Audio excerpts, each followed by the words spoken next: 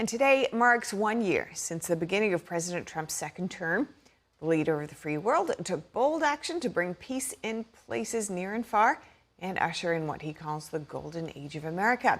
We've put together the key highlights of this administration. NTD's Kevin Hogan is here to walk us through them. This year was marked by massive change. President Trump's economic moves, global tariffs, hardline immigration enforcement, and one aspect at the forefront, grappling with conflicts and geopolitical challenges across the globe. Let's start there with President Trump's peace through strength doctrine. Trump is not afraid to use military strength to achieve foreign policy goals and protect Americans. Back in March, he authorized airstrikes on Houthi terrorists in Yemen. Houthis were targeting ships believed to be linked to Israel, dealing a major blow to global shipping, and done to stop threats to U.S. naval assets.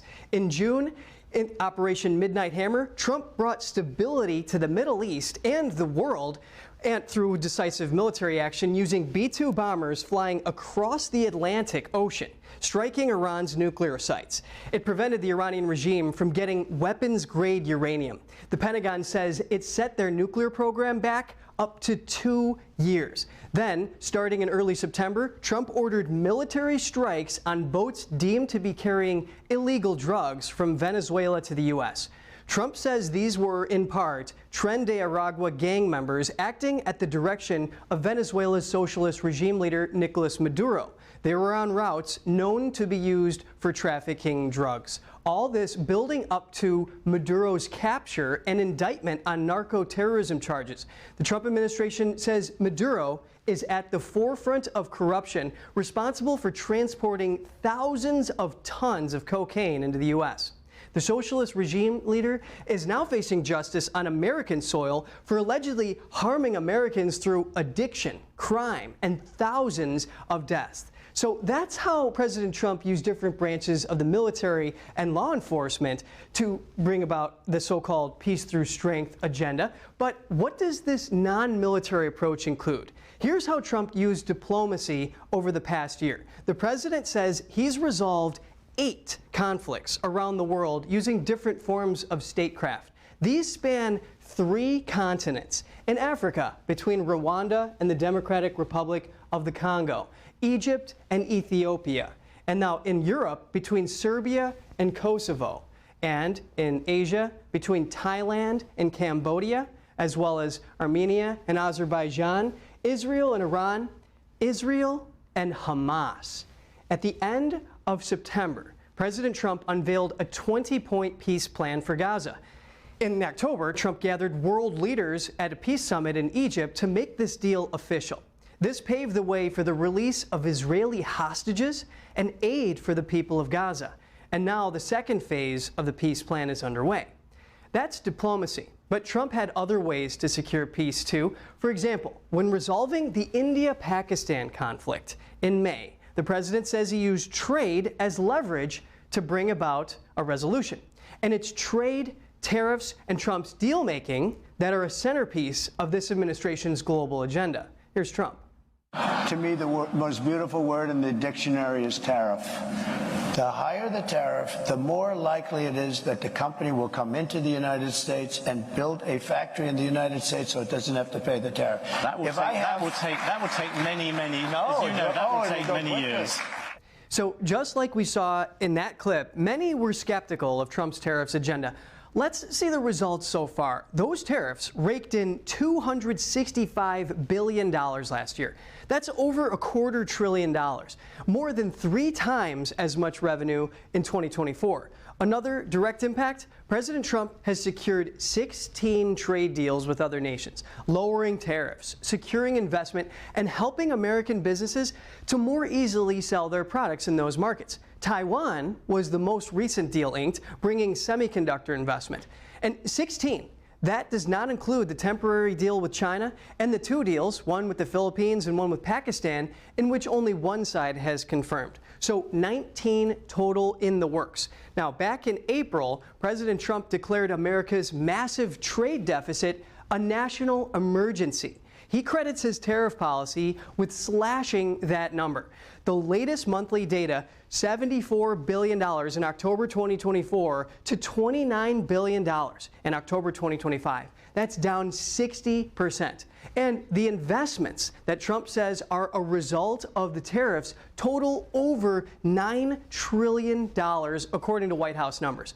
On top of that is a new $250 billion investment pledge by the Taiwanese government. So that's about $4.5 trillion from the private sector and over $5 trillion from investments by foreign nations. Now, investments aside, many economists said tariffs would stifle economic growth and cause runaway inflation. Did they? No. And here's why I say that.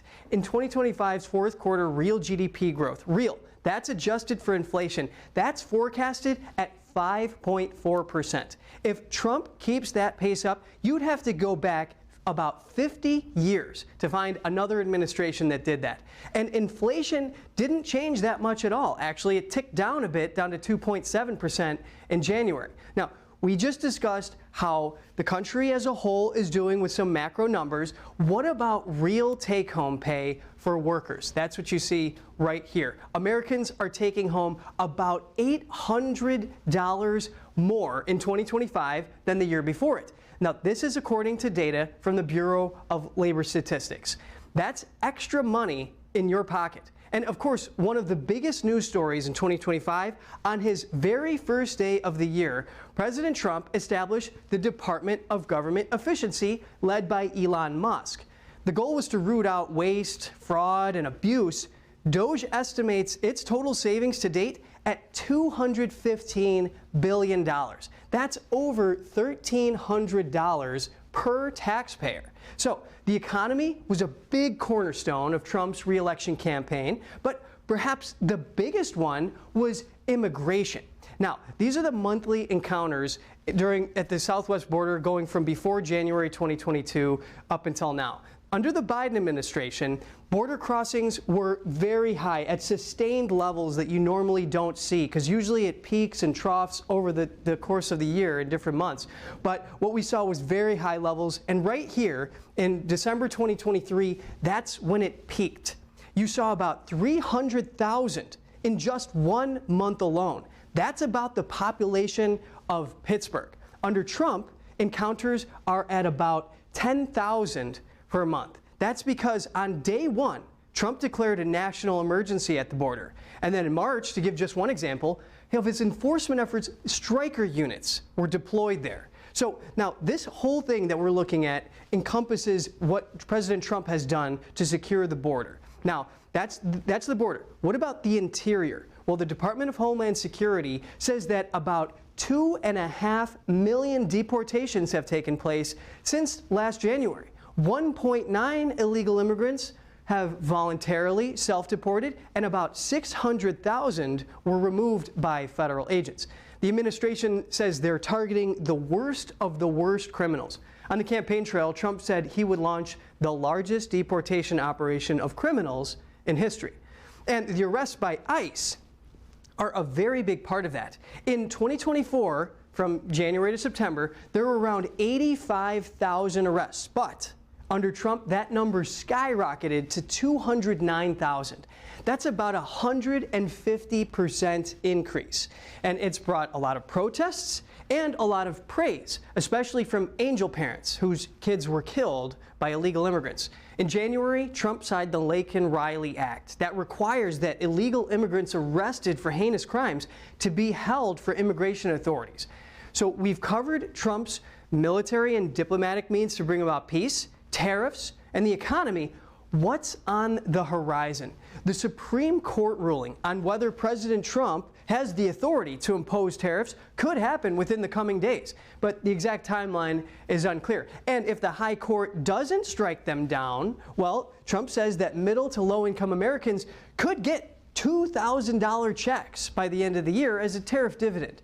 He also says this could be a year of big tax refunds. That's due to the standard deduction being increased and an increase in the state and local taxes cap. And on the security front, President Trump says that the U.S. military may soon start striking land in Mexico, attacking cartels. And overseas, the U.S. is in the second phase of the Gaza peace plan, and it expects that Hamas terrorists will go along with it. So, as we said, a lot happened and a lot is ahead. Back to you.